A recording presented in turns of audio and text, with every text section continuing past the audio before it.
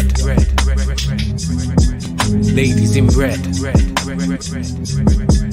Ladies in red. Ladies in red. Discuss the latest news, just fans giving their views. This channel is red. They see the bar and raise it, plus they rep for the ladies. Trust it's red. Female voices in football. Red. If you want to talk up, it's a red channel for me and you. Subscribe and tune in to the Ladies in Red. Hi everyone and welcome back to Ladies in Red. I hope you are all doing well. We're halfway through the week. It's match day tomorrow. Champions League's on. I'm doing good and I'm joined by the lovely Mais. Mais, thank you so much for joining me again. How are you doing this evening? I'm very well, Soph. How are you today? Thanks for having me on. Always a pleasure to have you on. I always appreciate you taking the time in. I'm good, mate. I'm tired. Back at work, you get spoiled when I was a teacher with 6 weeks off, and when you go back, it's like a ton of bricks. It just slaps you in the face. But no, I'm doing good, thank you. Obviously, United on a winning run at the minute, it makes me feel a bit better. Sunday, if we'd have lost on Sunday, going to work on Monday after so long off, it'd have just been even worse. So yeah, I'm doing all right, thank you, mate, and thanks for asking. But I have to get into that first because obviously we haven't really spoken since that Arsenal game. Firstly, what were your thoughts on it? And hello to everyone in the chat. I will get through your comments in a second as well. But beating Arsenal at home in the manner that we did, were you happy with that? I was definitely happy, especially in the first 60 minutes. I think Arsenal was actually the better team. Martinelli's goal was ruled off, and I think it was rightly so ruled off because of that foul on Eriksen. Odegaard didn't even touch the ball, so it's a rightful goal ruled offside. Do you think it was soft though? I'll be honest. I feel like for me, obviously, I'm glad that it wasn't given. Yeah. Of course, I'm glad it was given. But I'm trying to think on the other foot. If that's the other way around, I'll be gutted because there's not a lot. I do think by the letter, like the book, it is a foul. I get that. It's more the hands, isn't it? The hands in the back, I think, is what I think really pushed it.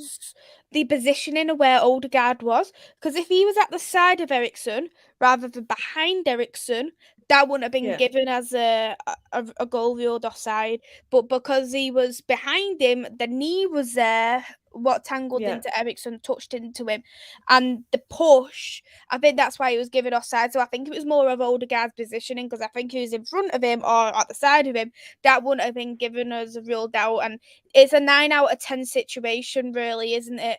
But I do think it was the right decision because of the position of where Odegaard was. But if I think he was anywhere else, it would have been ruled out. Yeah, I think it's one of them as well. If it's not given and the goal stands as United fan, you're gutted, of course. But it wasn't like a blatant foul, was it? Well, obviously, it was a foul, like we keep saying here, but the letter of the law is a foul. But it wasn't the most obvious, so I'm really glad that went our way. But yeah, we got the 3 points. That's what matters. And Anthony obviously scoring on his debut as well was just very extra special. And look, we didn't see a lot of Anthony. Obviously, he didn't play the full game and whatnot. But what were your first impressions of him? Did you like what you saw? I definitely liked what I saw of Anthony, and he was one of them. He took on the defenders. He was very creative. He liked to shoot from distances, and I don't think with our wingers we've got are that brave like Anthony is. You like that bit of bravery, and he really did stand his ground in terms of he was quite tough. He wasn't one of them who was easily fouled. He tried to stay on his feet. He was making his little magic passes and like to do a bit of his skills, which I thought was great. And he will be there as the player who was the one who got us into the lead, as much as, of course, that second goal was scored and the third goal was scored by Marcus Rashford. It'd be Anthony's goal, I'll remember, because when it was a debut and we got 1-0 ahead and it was the first goal of the game. George made a good point in the chat as well. He said it was one of them games where the first goal was vital. Whoever got it was likely to win, and I do think you are right in saying that, definitely. Napoli 1-0 up already. Is that true? Is that true? I'm going to get it on my phone and I'm going to put the game on my phone so I can keep you guys updated as well. Eriksen must fail, get on with it, says Lucky Singh. Eriksen, I have to mention him. Eriksen, how good is he? I mean, we keep talking about how much money we spent on signings, but we got this guy for free. I mean, what a player he is. I was chuffed when we got him. And I just think with each game, he seems to be getting better and better now. Like, he's settling more and more. Mm-hmm. It is true. Napoli is 1-0 up based off a penalty. We gotta be happy. We've got to be happy. Yeah, definitely. I Yeah, wanna a few know people even saying it more. there. GT said that Liverpool are losing as well. Liverpool, that shocked me. That did I was like, already? What? By the way, Zoe, I'm not saying you're a liar. I was just a bit shocked by the fact that it was 1-0. I don't know how Already. dated you, but I was just a bit shocked. Like 1-0 already. I was a bit surprised by that. Yeah, Zielinski has scored a penalty. Mad. Talk about obviously for a second. Tuchel at Chelsea. Obviously, spent a lot of money in the transfer window. A lot of people saying how good their window was, the amount of centre backs they were linked to and stuff like. It's just madness. The amount of money that was thrown at Tuchel and what he wanted in the summer. Obviously, new owners coming in as well. Are you surprised by it? I mean, Doug messaged me. I don't know if Doug is in the chat. Doug messaged me yesterday saying, "Oh, Chelsea losing again," and I mentioned Tuchel. I said I was under pressure. But I never thought he was going to get sacked. Like not this soon, anyway. Maybe we never know with Chelsea. But I was a bit surprised to see that news this morning. You know, a few months ago, I was on a different person's podcast and we was talking about who's the first manager to get sacked. And I said Thomas Tuchel. It wasn't because of the fact that I think he's a bad manager, because I think he's an outstanding manager. It was just Yeah. the fact that one of like you look at Todd Bowler, he's brand new into this ownership.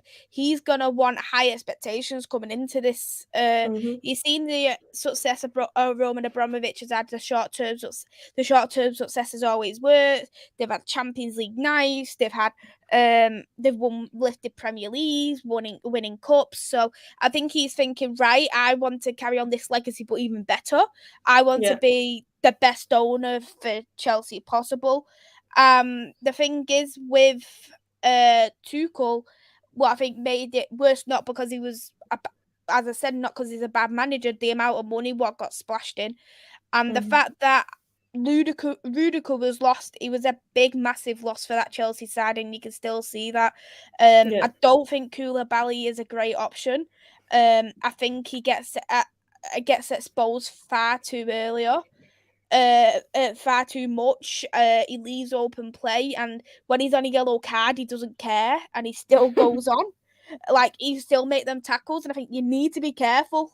But I just think the amount of money you spent, 200 million just on defenders, you think you're asking, you need to get good defense, and that's the case. You need to make sure you're not conceding any goals, and I agree. I actually thought it was decided after the weekend's game, to be honest, and I just think Graham Potter, I don't know whether that's a good decision or not, to be honest.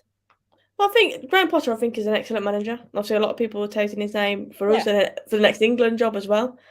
I feel really sorry for Brighton if he goes there, which it seems likely he will. I do feel really sorry for Brighton because they're building a really good squad there. They've just signed some really good players, and obviously Potter's way of playing and whatnot. Like I say, it's clicking there, isn't it? They're doing really well, and so all of a sudden lose the main part in the manager. Like I feel a bit sorry for them, but obviously they have no player really in that.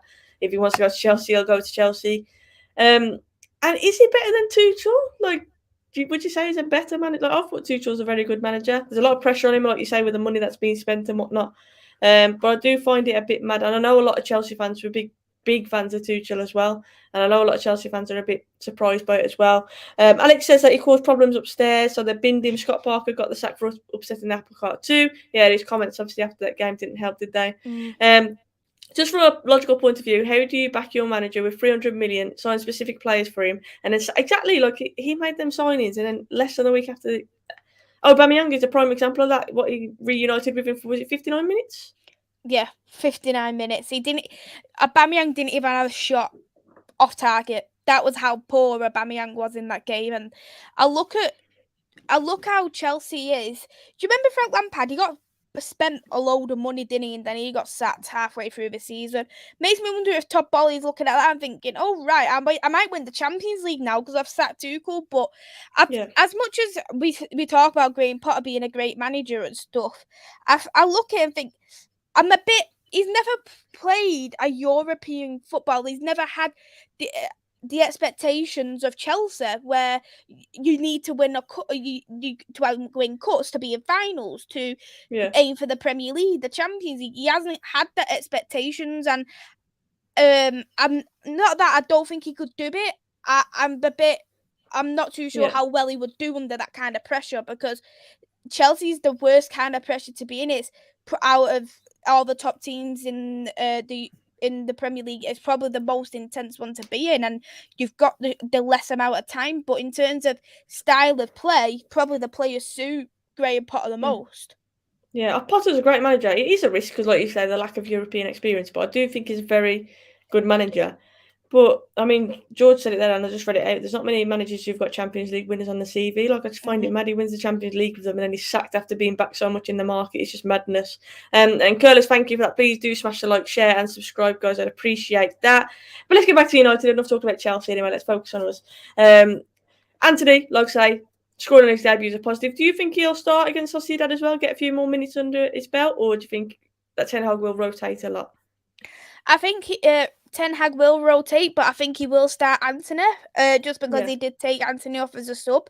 So I think he will start him into the game, but I am expecting a midfield change. I think Eriksen might be on the bench for the game because I know we touch on Eriksen, how great he has been, but as I've noticed, especially when it comes at 80 minutes, he's getting a bit tired, and I'd like him to be rested, especially when it comes to Crystal Palace, because I think the way he plays is needed in that Crystal Palace side, and I'd rather save him for that, and I'd love to see Casemiro playing into that game, see how he gets on, because he hasn't started a game yet for Manchester United, and I think it'd be nice for fans to see. Yeah, definitely. I think Casemiro will start. Dubravka, I think, is another one that we could see as well starting tomorrow. And I'll give our lineups in a minute as well. But Sociedad, out of our group, do you think this is probably the most challenging for us? Like, we say we want to rotate, but at the same time, we've got to be wary. Like, they're not going to be pushovers, are they? Let's be honest.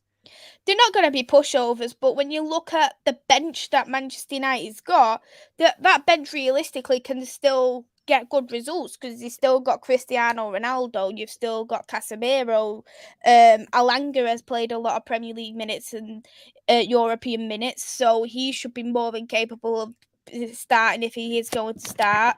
And even Maguire and Shaw, if they was to start, they've played in the Europa League just a couple of seasons ago and the Champions League, so they should know what it's like to play in European nights as well. So I think if we do rotate based off who we've got, we shouldn't be too overly nervous because there's still world-class players there who's on the bench of Casemiro and Ronaldo. But I do agree we can't rotate too much because it can disrupt. But I think it also gives an opportunity for players who haven't been playing to go, right, okay, I want to make my mark here as a Manchester United player. Yeah, definitely. I mean, Curtis touched on that there. Harry and Shaw now need to prove that they are good enough. You would expect Maguire to play. You would expect Luke Shaw to play. Wan-Bissaka? Maybe? Don't know about Wan-Bissaka. No, I don't think Wan-Bissaka's starting. He's got personal issues going on. Oh, I see. Okay. So Dello, you'd think he's going to start unless he's going to play a centre-back at right back or whatever. But, yeah. So, who would you be? So, you're back two things. Obviously, Varane and Martinez are our number one now. We know that that's the back two that we're going to go to, you'd think, for most of the season. So, who would you, if you're Ten Hag tomorrow looking at this game, like, do you stick with that and you have some consistency? Or, I mean, Martinez obviously had a knock, didn't he? So you'd probably think he's going to be rested, at least. Varane is known to have quite a few injuries. And I've got to talk about Varane because Varane is flying at the moment this season. I know there's been a lot of talk about new signing Martinez, but Varane is starting now to look like the player that we thought we were signing, isn't he, mate? He sure is. I think a lot of people just criticised him based off his height. I don't even think some people probably even watched a minute of Martinez. The passion he has is absolutely unbelievable, and I think based off what I saw on Saturday, I actually still think Martinez will start, just because we need that bit of fight on the pitch. And if I was gonna guess a back two, I would actually think Lindelof and Martinez, because when I watched Harry Maguire, I know it was only 10 minutes, but when I watched Harry Maguire, first 30 seconds are booking. Like, come on, why?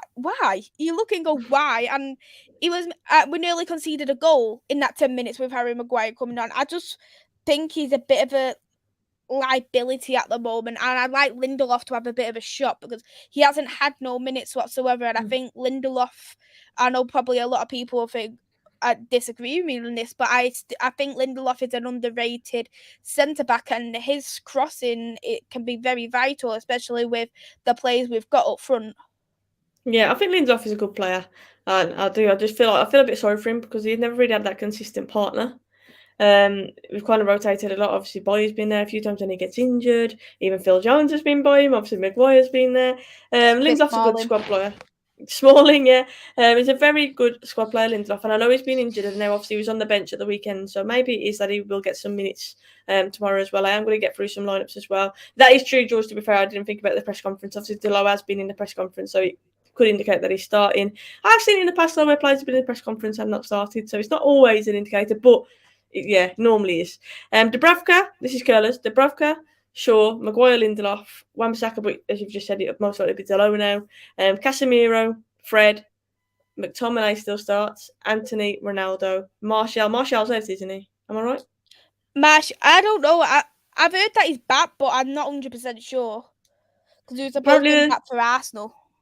Sorry, I had to jump on this now. There's a VAR check for apparently a second penalty to Napoli. Let us know, GT, and anyone else watching in the chat. I'd love to know who caused these penalties. I know. I was going to put the game on my phone, but I know my AirPods are connected to my phone, and then I won't be able to hear you, and I'll just go mute, so I can't even risk it. Oh, it is another penalty. It is another penalty.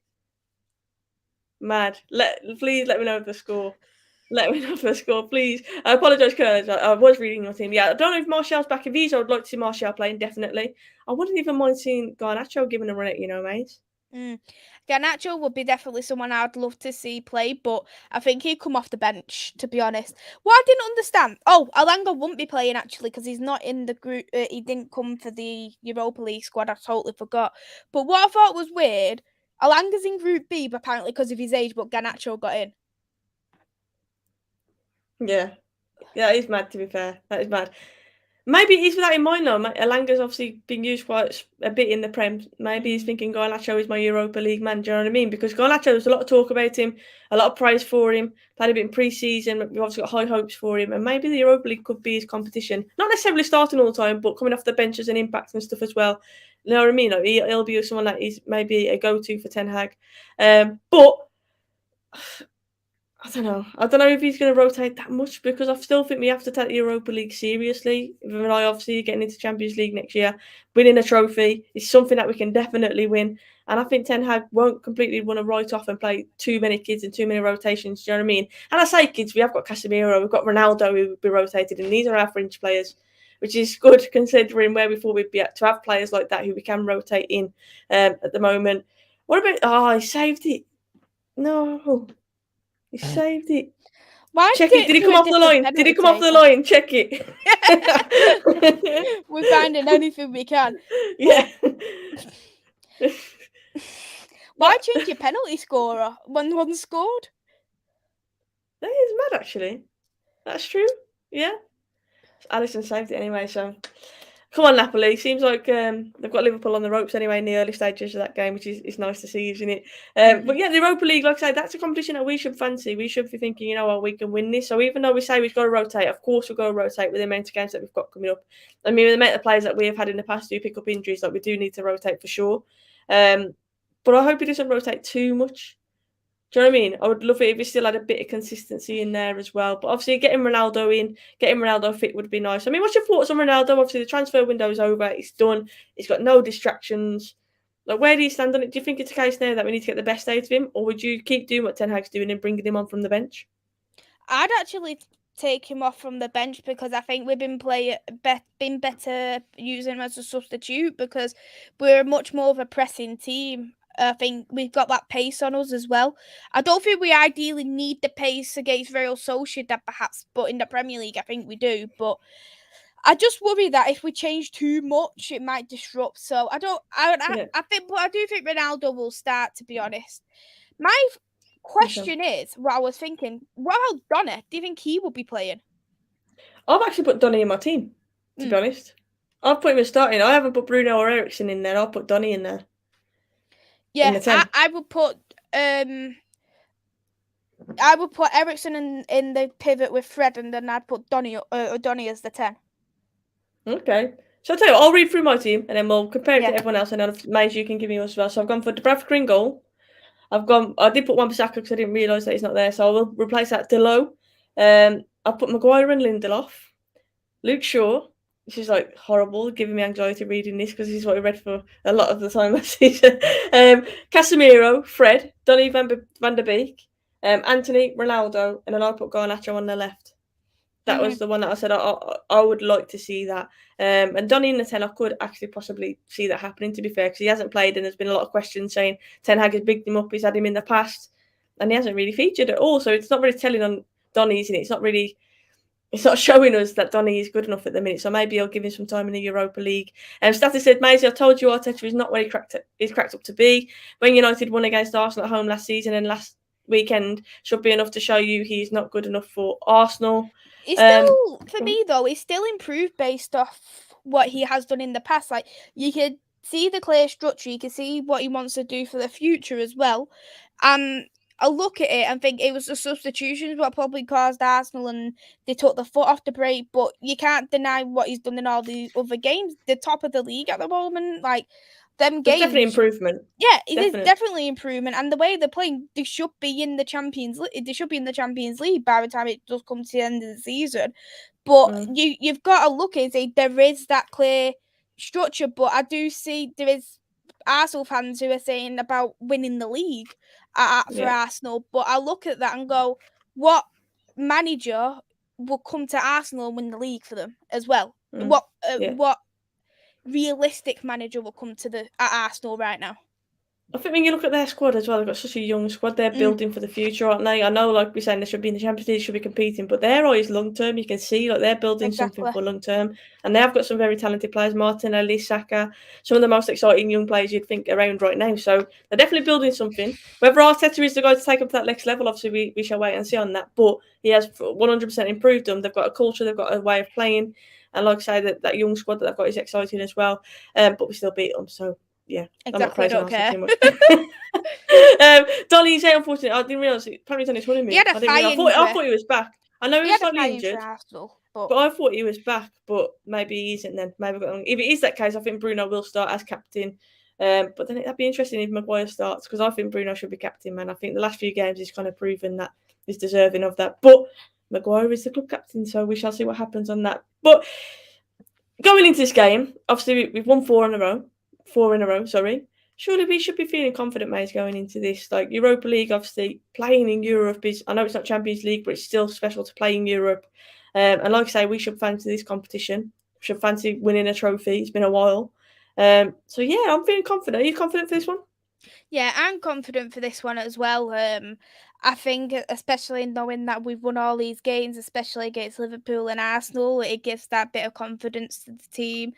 And I know you've mentioned it's not like, obviously people are not happy because it's not Champions League, but I actually think the quality of the Europa League has improved so much over the years. You look at some of them teams who are in there, PSV, Feyenoord, they're fantastic teams. And Sharif, who won against Real Madrid, and when the preliminary round goes through, you're going to have some top teams who's coming in. It could be Inter Milan who'll be coming in there, and you could even see Liverpool in there as time comes. Who knows? But you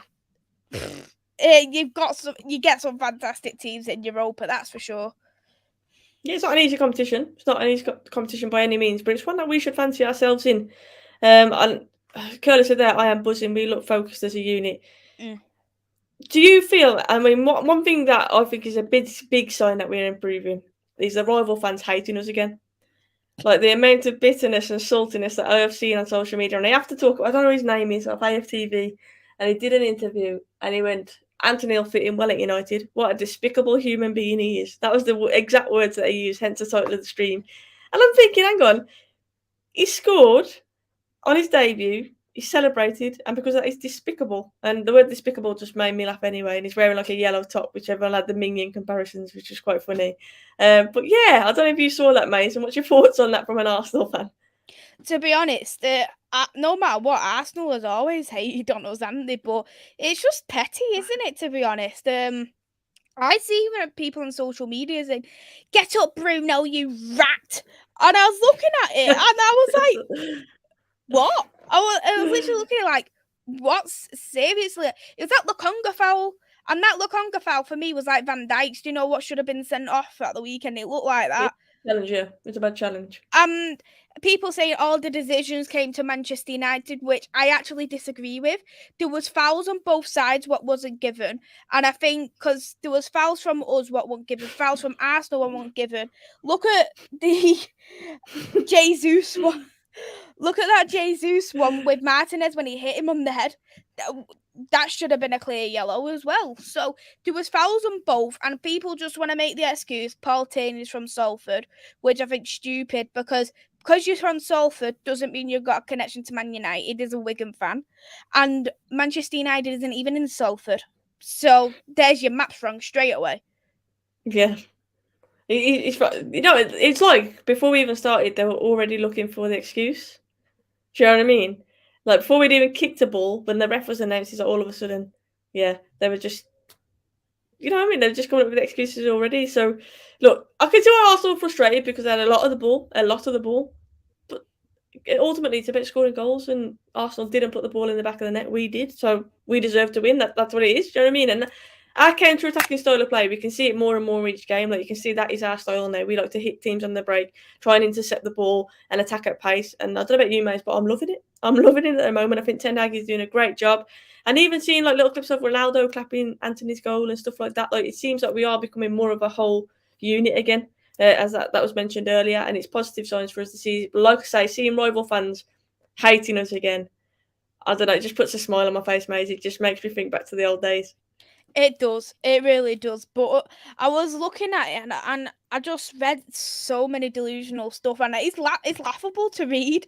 It really, really is. And the way they kick it off, and you just wouldn't believe it, would you, to be honest? But let him hate on us. Hated but never ignored. So Exactly. That's what I mean. I love it. I'm taking it in. I'm just like, go on, bring it on. Like, bring the hatred on because we won and that's what it is, isn't it? But it's a different competition. Europa, we've seen already some of the scores and some of the goings on in the chat from the Champions League. It's going to be similar in Europa League. Anybody can beat anybody on the day. You mentioned Sheriff beating Real Madrid. Not just beating Real Madrid, they absolutely dismantled Real Madrid.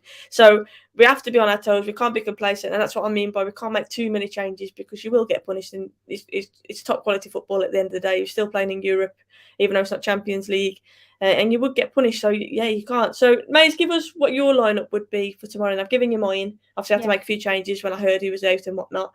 Yeah, give us your lineup. What do you expect to see? Dubravka in goal, Dalot on the right, Lindelof, Martinez, Luke Shaw, Casemiro, Fred, Bruno, because Donny's still out. Yeah. I'll go with Anthony on the right. I think Sancho will start just because he has been coming off quite a lot as a sub, and then Ronaldo up front. Yeah.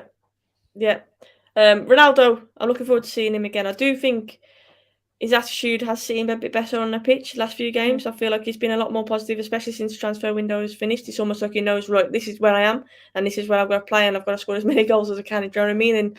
And it's for his own pride. He isn't the type of guy who's just going to mellow it out until he leaves. Do you know what I mean? He's the type of guy who's going to want to score as many goals as he can in that time. So, yeah, I hope we see well, we will see Ronaldo start. I'm pretty sure of that. He needs to get fitness. Ten Hag has open. He said he needs to get fit. That's why he hasn't been starting him, he said. So, yeah, hopefully we'll see Ronaldo starting tomorrow. Casemiro, I'm excited to see because Casemiro has obviously had a few cameos, but we want to see him starting full. I mean, a full 90 minutes would be lovely, but obviously, yeah, I think tomorrow I want to see some rotations, but the main thing obviously is getting that result, isn't it? Getting a good start in the Europa League, especially as I say, we'll see many upsets, I'm sure, along the way. I don't want us to be involved in that. And this is a competition that I think that we should be going for. I really do. Any trophy that we're in for, my attitude is you're in it to win it, so just go for it. But I do know with the schedule that we got, like we have got to rotate players and we've got to be sensible with that, which is why obviously we keep screaming about we needing that squad depth and needing to get players in. But yeah, I mean, looking at us now, our current form, I know a lot of people have been saying this, and I want everyone in the chat to get involved as well. Where do you think Mays will finish this season in the league? Fifth. It's hard, I know, because it's based on what United is going to turn up game by game. But where? So you think we're going to finish fifth, just outside the top four? I think so, just because the way Spurs are playing right now as well, they're playing good football. I do expect that we will drop points from time to time. As maybe if we we're playing what every couple of games. We get bound to get tired. There's going to be injuries from the World Cup. What's going to probably affect us? I think minus Man City, I think a lot of teams are going to get affected this year. So it could be a very odd Premier League table this year. But I think we'll finish just out of the top four. But I do get in. But I also do think that we will go far in the Europa League. I think that's what we should concentrate on, in my opinion, anyway. It's confirmed. GT confirms it as well. 2-0 getting. Who scored, guys? Let us know. Made up that penalty miss anyway. If Ten Hag decides to play a full different second side, then we could do it. Ola Favilla said evening, Soph. No worries for not being here. I hope you're doing well. Thanks for tuning in. I haven't seen you for a while, so I hope you're looking after yourself. Liverpool win 3-2. Probably right, Joe. The second I put it on and start watching it, Liverpool start scoring goals. That's part of the reason why I haven't put it on my phone, because they'll probably lose if I don't watch it. Do you know what I mean? I feel like I'm a bad omen. I'm a bad omen. We'll just leave it till full time. In the chat, where do you guys think we will finish this season? Zoe's confirmed it as well, 2-0 to Napoli. Bayern are winning 1-0 as well.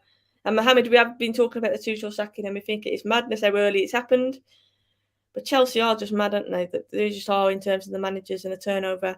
And Guiza with a goal, awful defending from Gomez. He's been atrocious. What is it with Liverpool this season? Obviously, they lost Mane. But defensively as well, they're just nowhere near as resolute, are they? They're just letting goals in. Like Van Dijk, apparently the best defender ever to live, according to most people. Liverpool fans, by the way. What's happening, mate? It's like, surely one player doesn't have that much of an impact. I know they've had their injuries and whatnot, but... Overusing players, because you no matter what, no matter who you played against, they'd be using the same team week in, week out, and you will get overtired. Like Trent Alexander-Arnold's finally being exposed for the player he is, because he is not the best right back, and this is clearly showing it this season. But the midfield, like, I know they've been bad. No, Thiago's been out, Kate has been out, Oxlade-Chamberlain's never about. But playing near enough retirement age Milner in a midfield, how the Premier League is, you're asking for trouble. And they've been found out, I think. Obviously, they've always played kind of the same kind of way, and I do think they've been found out. And it seems like more and more teams are kind of cottoning onto what their plan is and clicking, do you know what I mean, and combating that, and they don't really have much of an... I think Nunes was brought in maybe to be a different option, but obviously he hasn't really hit the ground running, has he? Yeah, and another thing as well, what I've noticed, I don't know if you have, but like when Mane was at Liverpool, you could see the link-up play between Robertson and Mane, and you could see the best out of them both. I think there's some kind of link-up issues between Diaz and Robertson, what I think is costing Liverpool in some games as well. And I do also think Klopp, just as a lot of managers do, I think he has favourites.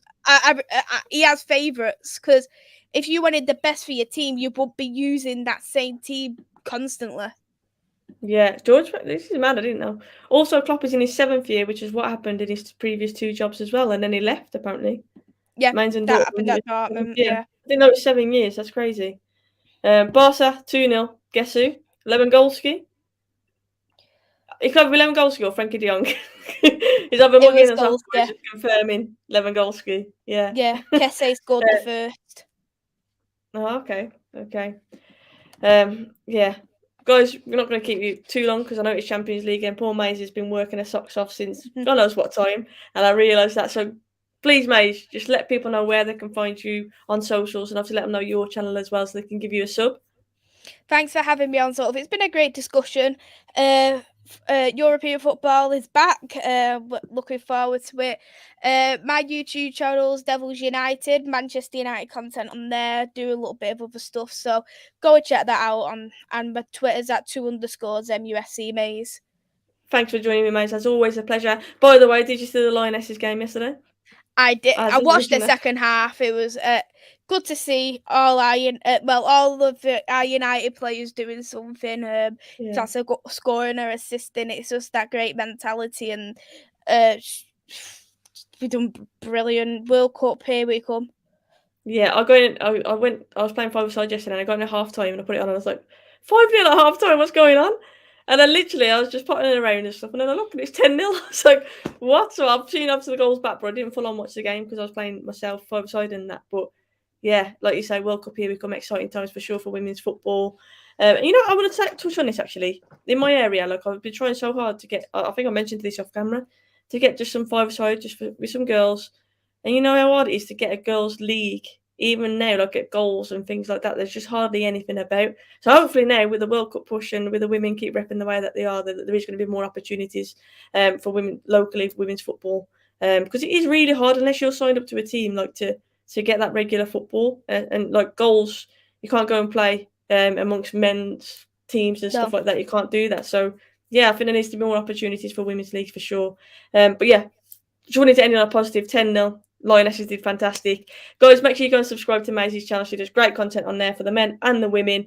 And of course, if you are new, please hit the sub on Ladies in Red. Follow me, Soph on Twitter, Soph with a kiss on the end of it on Instagram.